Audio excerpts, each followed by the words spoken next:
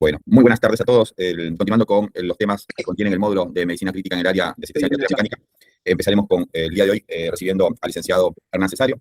Él es kinesiólogo staff de medicina crítica respiratoria en el Hospital Peruano y coordinador del Hospital Universitario Austral. Y nos da mucho gusto tenerlo invitado el día de hoy para tocar este tema que nos introduce en asistencia respiratoria mecánica a partir de la respiración espontánea, para que podamos entender cómo son las bases del trabajo del aparato que nos va a tocar todo este módulo. Muchas gracias por estar, Hernán. Bueno, ¿qué tal? Buenas tardes, muchas gracias, John, por la invitación y es un gusto poder compartir esta charla con ustedes. Me aguardan un segundo que cierro la puerta y ya estoy. Dale, dale. Bien, ahí estamos. ¿Se escucha bien, John?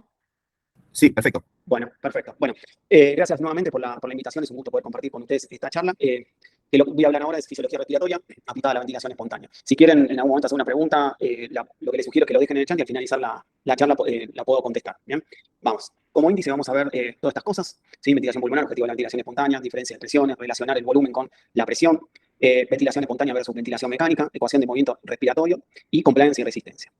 Bien, con respecto a la ventilación pulmonar, consiste en el movimiento del gas, ¿sí? Y la renovación de este gas alveolar para que este gas alveolar de alguna manera genere intercambio gaseoso, ¿sí? Entonces, podemos definir la ventilación pulmonar como el movimiento de aire de afuera hacia adentro y adentro hacia afuera. Para poder generar este ingreso de volumen hacia los pulmones, ¿sí? Se va a ver determinado por la generación de una presión negativa. Esta presión negativa la genera el paciente a través de la contracción de sus músculos respiratorios.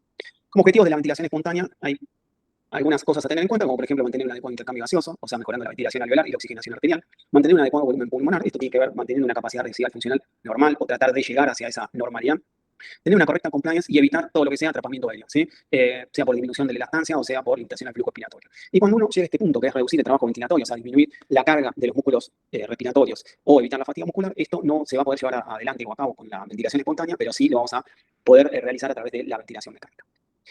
Para ponernos de acuerdo con un poco esto, o sea, uno debería relacionar el sistema pulmonar con ciertas relaciones de fuerzas elásticas, ¿sí? El pulmón es una estructura elástica que se puede deformar, se puede cambiar su estado, ¿sí? Pero que ese cambio de estado de forma va a hacer o sea, va a generar cierto grado de resistencia, ¿sí? Y tiene la capacidad de deformarse y después volver a su posición normal. Pongámosle que el punto de inicio sea el gráfico del medio, ¿sí? Donde yo tengo una caja y un resorte. En la fase inspiratoria, que es el esquema de abajo, yo tengo una fuerza que tracciona hacia un lado la caja. Cuando la fuerza tracciona la caja hacia la derecha, fíjense en que el resorte se estira, ¿sí? Esa fuerza vendrá a ser la que genera los músculos respiratorios para tratar de ingresar un volumen, ¿sí? Fíjense en que la caja, de como estaba en el centro, se desplazó toda para la derecha. Una vez que cesa esa fuerza con dirección hacia la derecha, ¿sí? Una vez que finaliza, la caja vuelve para la izquierda. La caja vuelve para la izquierda para recuperar su posición original mediante el trabajo de ese resorte de esa espiral, ¿sí? Entonces yo tengo que tener una fuerza para deformar una estructura y poder desplazarla y cuando cesa esa fuerza, esa estructura elástica permite que el objeto regrese a su posición normal. Ahora lo voy a explicar con algo un poco más concreto. O sea, estas fuerzas elásticas, piensen que nosotros tenemos el tórax que va a generar una tracción hacia afuera, pero el pulmón va a generar una tracción hacia adentro. O sea, son fuerzas contrapuestas en direcciones totalmente opuestas. Entonces, ¿qué termina generando al pulmón y a la caja torácica? Las pleuras, ¿sí? La pleura parietal, la pleura visceral. Lo que termina generando es que haya un acompañamiento de estructura con respecto a la otra, tanto para un lado como para el otro. ¿Bien? Genera que se mueva todo, como por decirlo de alguna manera, en un bloque, ¿sí? Termina siendo un movimiento sinérgico. Cuando va para afuera el tórax, lo acompaña el tejido pulmonar. Cuando cesa eso, vuelve a su posición normal. Entonces, esto se simula como esa fuerza contrapuesta como un sistema en equilibrio, ¿sí? Ni los pulmones tienden a colapsarse, ni la caja torácica tiende a ir hacia la expansión, ¿sí? Cuando esto se da, ¿sí? Se habla que estamos en una situación de balance, ¿bien? Ya cuando tenemos alguna patología, por ejemplo, tengo un paciente enfisемatoso o tengo un paciente con un síndrome de distrés respiratorio agudo, esa relación no se va a dar de la misma manera. Entonces, uno podría decir, bueno, cuando el sistema está en equilibrio, ¿a partir de dónde se inicia el ciclo ventilatorio? ¿Sí? Y eso se va a dar a través de la capacidad residual funcional. El punto de inicio antes de la fase inspiratoria va a ser la capacidad residual funcional. Y acá tener en cuenta lo siguiente. Si yo tengo una capacidad residual funcional disminuida, voy a tener que generar más presión para poder ventilar. Si tengo una capacidad residual funcional aumentada, la presión que voy a tener que generar va a ser más baja. ¿Sí? Piensen esto. En la medida que mi capacidad residual funcional esté más alta, voy a generar menos presión. Y cuando está más baja, voy a tener que generar más presión. Como acá dijimos que yo tenía una presión, una fuerza que va para un lado y una fuerza que va para el otro, ahora le vamos a empezar a poner nombres, ¿sí? Vamos a tener una presión alveolar, que es la presión que va a estar adentro del alvéolo, y una presión pleural, ¿sí? Que es la que va a estar vinculando el tórax con los pulmones. Esa presión pleural va a ser, como ustedes saben, negativa. Entonces acá empieza a ver el concepto de lo que es la presión transpulmonar. La presión transpulmonar no es ni más ni menos que es una presión entre dos estructuras diferentes. Una es la presión alveolar y la otra es la presión pleural. ¿Bien? Entonces, para incrementar la presión pleural, yo tengo dos opciones. O la hago a expensas de la presión alveolar o la hago a expensas de la presión pleural. Imagínense en esto, en un paciente con grado de -5 ventilado, cómo aumentaría la presión pleural es a través del alveolar. Pero en alguien que está con ventilación espontánea, ¿sí? Haría más negativa la presión pleural, con lo cual se incrementa la presión transpulmonar.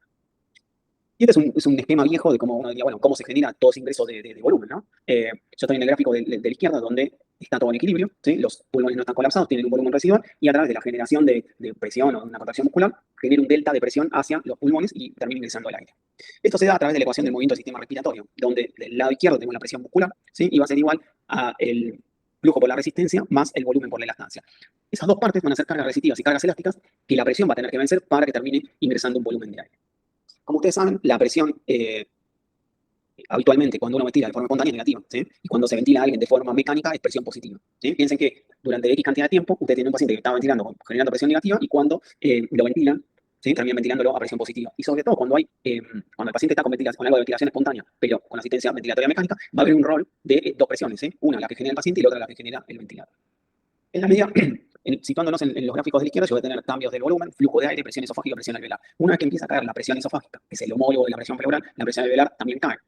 Hay un flujo, ¿sí? Un flujo que es ascendente y un cambio del volumen pulmonar que es ascendente. ¿Hasta dónde? Hasta, ahora vamos al gráfico de la derecha, hasta un punto, ¿sí? Donde todo entra en equilibrio. Se acaba la contracción de los músculos, ¿sí? La presión esofágica bajó hasta un punto y ahora debería empezar a subir y ese es el momento en donde empieza a caer el flujo y empieza a caer el volumen. Situándonos en el esquema de la izquierda, yo digo que la presión atmosférica y la presión alveolar están en cero. Es a modo de ejemplo, ¿sí? Están igualadas. Lo que quiere decir el gráfico es que están igualadas, ¿sí? Entonces uno diría, bueno, la presión transpulmonar, ¿de cuánto es? Y bueno, si yo tengo presión alveolar de 0, menos 5 de presión pleural, voy a tener una presión transpulmonar de 5 centímetros de agua.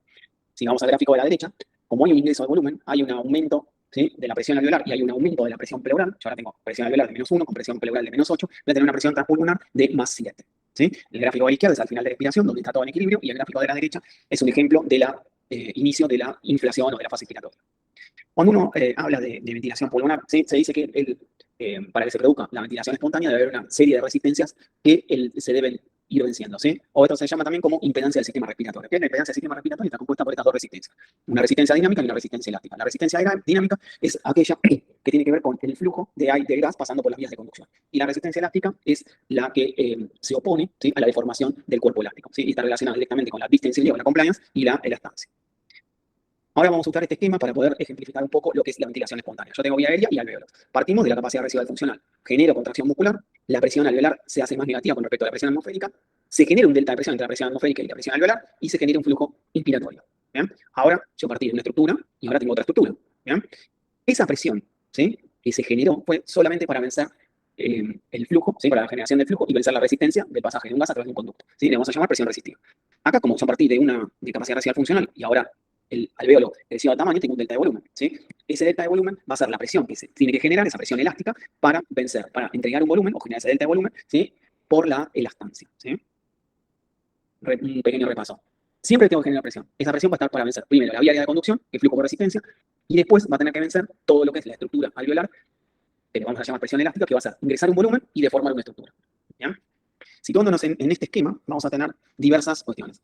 Vamos a tener presión en la boca, o presión atmosférica, presión alveolar, presión pleural, presión transpulmonar, y vamos a ir viendo qué pasa en todo el ciclo ventilatorio. Situándonos, voy a ir de izquierda a derecha. Situándonos en la de la izquierda, al final de la expiración, la presión atmosférica y la presión alveolar van a ser de 0. ¿Por qué? Porque están igualadas.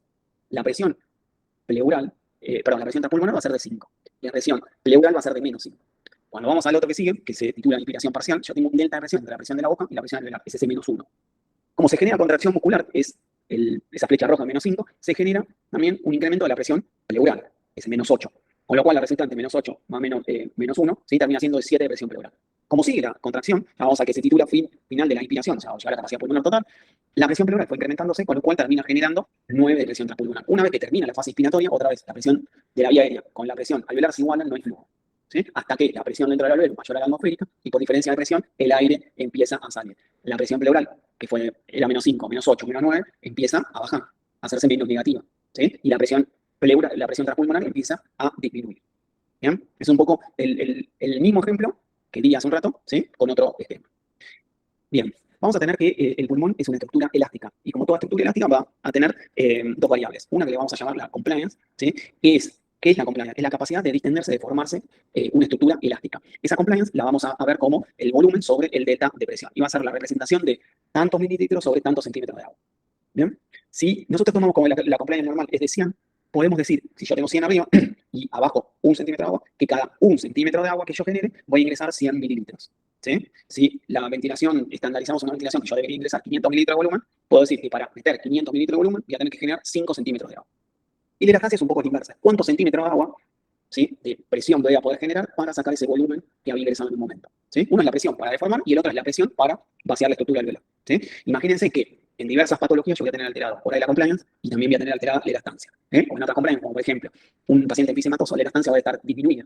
Al ser la compliance no inversa, la compliance debería estar o normal o aumentada, ¿eh? Imagínense un paciente enfisematoso que la elastancia está disminuida, tiene menos centímetros de agua para sacar los mililitros de aire que tiene, con lo cual son pacientes que terminan teniendo atrapamiento aéreo. Bien, ¿qué pasa si se reduce el diámetro de la vía aérea? O sea, reducir el diámetro de la vía aérea puede ser básicamente tener un tubo orotraqueal de 7 milímetros, por ejemplo. En el caso de la ventilación espontánea, si no lo quisiera transportar a la ventilación espontánea, es un paciente con obstrucción al flujo aéreo, ¿sí? Un paciente con broncoespasmo. El paciente, ¿qué va a hacer? Que lo único que va a hacer, generar mayor trabajo. Pero ese mayor trabajo, ¿sí?, va a ser para vencer todo lo que son las cargas resistivas, ¿sí? Yo necesito aumentar mucho la presión para vencer esas vías áreas de conducción que están más chicas, ¿sí? Ahora, si yo tengo cambios en la distensibilidad, por ejemplo, tengo un neumotórax, tengo un derrame pleural, tengo un distrés respiratorio, ¿sí?, el paciente, ¿qué va a hacer? Va a generar más trabajo, pero ese más trabajo va a ser exclusivamente para vencer la resistencia del componente elástico, ¿sí? Entonces, la mayor presión, o sea, el mayor porcentaje de presión va a estar destinado a vencer esa presión elástica, ¿bien? Entonces, uno podría decir que existe una relación lineal entre el volumen y la presión, pensando en lo que era la compliance, ¿sí? Para meter 100 mililitros de volumen, yo genero 1 centímetro de presión, bueno, digo, bueno, genial, es una relación lineal.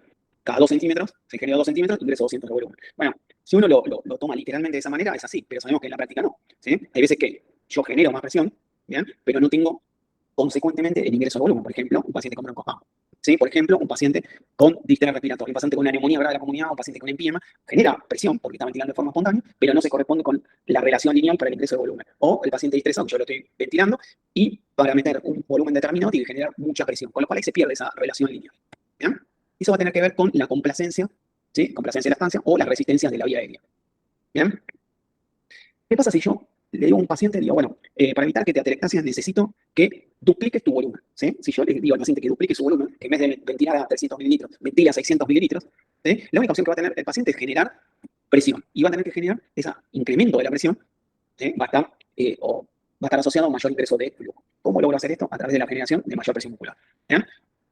Necesito aumentar mi capacidad pulmonar total. Bueno, entonces le pido que haga un esfuerzo, que tome aire profundo, que tome aire hondo, como quiera, ¿sí?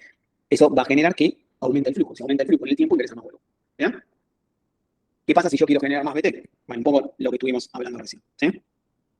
¿Qué pasa con la relación entre el volumen, la presión y la demanda ventilatoria? Por ejemplo, soy un paciente con enfisema.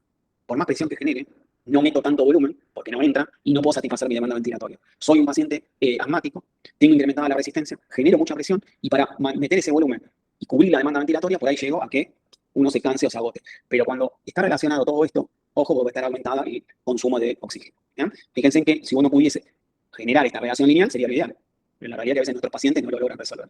Teniendo este concepto, ¿sí?, ¿qué pasa? Si la presión muscular no logra vencer a la impedancia del sistema, o sea, no pueden vencer las cargas resistivas y las cargas elásticas. Listo, ahí tiene que ingresar un sistema generador de presión para ayudar a la presión muscular, porque solamente la presión muscular no es eficiente, ¿bien? Entonces uno dice, bueno, el ventilador genera presión, ¿sí? ¿Con qué objetivo? Generar resistencia, ¿sí? O sea, vencer esa resistencia. Y entonces vamos a ver este gráfico. Fíjense en que yo tengo arriba el gráfico volumen, flujo y presión en función del tiempo, ¿bien? Tengo una resistencia de la vía aérea de 8 centímetros de agua sobre litro sobre segundo y una compliance estática de 60 mililitros sobre centímetros de agua. Fíjense que es modo controlado por volumen porque tengo una onda de flujo constante. Pero en rojo yo voy a tener nivel de presión, ¿sí? Fíjense en que tengo la estructura en rojo, pero adentro de esa estructura en rojo tengo una estructura en azul. Fíjense que la estructura en rojo con el azul genera un rombo hacia arriba y hacia abajo me queda un triángulo, ¿bien? Teniendo este concepto, ahora vamos a ver otros ejemplos, ¿sí? ¿Qué pasa si aumentara la resistencia de la vía aérea? ¿Sí? Yo tengo un diferencial de presión-resistencia, dijimos, delta de presión sobre flujo. Esa delta de presión es presión atmosférica y presión alveolar, o presión de la vía aérea, presión del ventilador y presión alveolar, sobre el flujo, ¿sí? Bien, entonces P1 menos P2 sobre el flujo, ¿sí?, termina siendo la presión pico, en el caso de alguien ventilado, la presión pico, menos la presión plató sobre el flujo. Ahí están los valores. Y uno dice, bueno, ¿y acá qué pasó? Si yo tengo la información arriba, o sea, tengo aumentada la resistencia de la vía aérea, antes estaba 6, ahora está 25. Y la compliance sigue siendo la misma. Fíjense que en el gráfico de presión, el rombo, ¿sí?, ahora, si yo lo miro, el rombo es muchísimo más grande que el triángulo. Significa que el ventilador aumentó la presión. ¿Por qué aumentó la presión? Porque tienen que vencer más componente resistivo, ¿sí? Más componente resistivo y no tanto componente elástico. Y si no, fíjense que la curva de flujo, yo tengo un flujo expiratorio de 60 litros sobre minuto, pero el flujo expiratorio, nada, es de 20, por ejemplo. Si yo tengo acortado el flujo expiratorio, tengo que incrementar la resistencia, ¿sí? Fíjense en esta, ¿sí?, que era la basal que teníamos bien, ahora con respecto a esta. Fíjense que ahora el rombo se hizo cada vez más chico y el triángulo se hizo mucho más grande con respecto a la de la izquierda. Y el flujo, fíjense en que el flujo expiratorio llega a menos 150 litros sobre minuto, ¿sí? Con lo cual, acá tengo un problema, un aumento de la resistencia del componente elástico. Posiblemente este paciente tenga baja complacencia y alta elastancia. Baja complacencia porque el triángulo ese que representa la presión alveolar es mayor. Y alta elastancia porque tengo un flujo expiratorio muy alto. ¿Sí? Cabe aclarar que el flujo no es ni positivo ni negativo. El flujo es hacia un lado o hacia el otro. El auto va para adelante a 20 km por hora y va para atrás a 5 km por hora. ¿Sí? No es que para adelante voy positivo y marcha atrás voy negativo. ¿Sí? Es una forma de ejemplificarlo.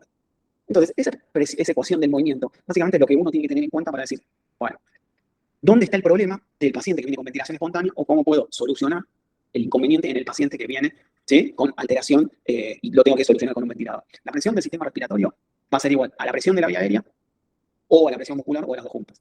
Esas presiones van a tener que vencer toda la ecuación, ¿sí? La resistencia por el flujo, más el volumen por la compliance, más el volumen sobre la elastancia, más la PIB total, ¿sí? Originalmente, alguien que viene con ventilación espontánea, su presión es la presión muscular, ¿sí? No tiene otra presión. Y va a tener que vencer el flujo por la resistencia, que va a ser el componente resistivo, más el volumen por la elastancia, que va a ser el componente elástico, más la PIB total. En aquel paciente que se intuye y se ventila, al sedarlo y al inhabilitar, por decirlo de alguna manera, su presión muscular, en vez de presión muscular, le vamos a llamar presión del ventilador. Y esa presión del ventilador va a tener que vencer lo mismo, el componente resistivo y el componente elástico. Y en aquellos pacientes que estén con un RAS de -1, -2, donde va a tener presión muscular y va a tener presión del ventilador, también va a tener que vencer toda la parte derecha de la ecuación del movimiento, ¿sí? O el último ejemplo puede ser alguien que lo están superficializando, ¿sí?, y empieza a tener drive, o aquel paciente que yo le pongo ventilación invasiva, ¿sí? La presión muscular que el paciente tiene más la presión que yo le estoy dando con el ventilador. ¿Bien? Entonces, compliance dijimos, es el volumen sobre el delta de presión. Ese volumen lo vamos a llamar volumen corriente y ese delta de presión lo vamos a llamar presión plató menos PIB total. Y acá hay una ley, ¿sí?, que es la ley de Laplace, que habla que la presión va a ser igual a 2 por la tensión superficial sobre el radio. Y uno dice, bueno, ¿y para qué me sirve esto? Si yo tengo un radio disminuido, la presión va a tener que ser más alta. Son inversamente proporcionales. Si yo tengo incremento de la tensión superficial, también la presión va a tener que ser alta, ¿sí? Y uno diría, pero ¿cómo? ¿Cuándo tendré incremento de la tensión superficial? Por ejemplo, en un indicador respiratorio, ¿sí?, donde baja el déficit del surfactante o está casi nulo, ¿bien?, lo que va a terminar pasando es que la tensión superficial, o sea, el surfactante disminuye la tensión superficial. Bueno, no está. Con lo cual la tensión superficial va a ser alta. Entonces, esa tensión superficial va a hacer que el alveolo cada vez esté más chico. Para que no esté más chico y no pierda radio, va a tener que aumentar la presión. Si es ventilación espontánea, lo hará el paciente. Si es ventilación mecánica, lo hará el ventilador. Y acá sale otro concepto interesante, ¿sí?, a raíz de estudios que se han dado en indicador respiratorio, que habla que el drive pressure es igual a la presión plató menos PIB. Cuando uno lo visualiza de esta manera, la verdad que es medio raro ponerse a pensar y poder sacar conjeturas con eso. Ahora, uno se va a hacer esta pregunta. ¿Debería generar la misma presión para inflar esa cantidad de globos? El globo rojo tengo que hacer más presión para meterle aire. El globo amarillo debería generarle la misma presión que para el globo rojo. Los dos tienen la misma resistencia o otorgan la misma resistencia para cuando tengan que ser inflados.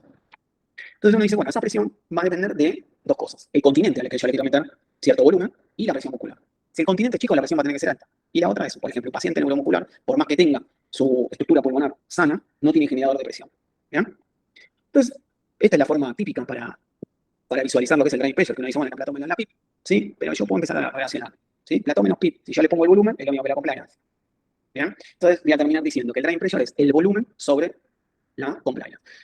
Y acá puedo visualizarlo de otra manera. Si yo a un paciente, donde la compliance es normal, le quiero meter 1 litro, el ventilador va a tener que subir la presión hasta meter 1 litro.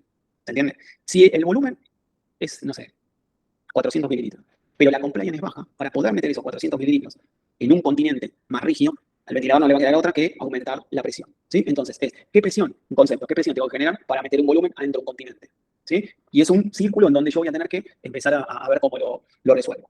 ¿Bien? Si uno ve este esquema, yo tengo horizontalmente las presiones, verticalmente el volumen y las capacidades, y tengo esta curva. Esta curva va a representar la compliance pulmonar, y esta curva va a representar la compliance torácica. Como dijimos que la presión pleural la mantenía en sinergia, se genera la curva del medio, que es la compliance torácico-pulmonar, ¿sí? Y uno debería ventilar acá, donde el driving pressure, ¿sí?, hay una relación entre el volumen que yo quiero poner con la presión que se tiene que generar con el continente, ¿sí?, que estaría normal. Ahora, cuando uno habla de las resistencias elásticas del sistema respiratorio, tiene que ver cómo ese sistema respiratorio se opone al ingreso de ese volumen o al aumento de ese volumen. ¿Bien? Yo tengo un volumen de reposo, que le podemos decir volumen de reserva respiratorio, volumen residual o volumen pulmonar al final de la expiración, es el volumen de reposo. A ese volumen le sumo el volumen corriente. Entonces, lo interesante de esto es ver cómo responde ese sistema respiratorio, cómo esa resistencia se opone al ingreso del volumen. ¿Bien? De ahí el concepto de la compliance.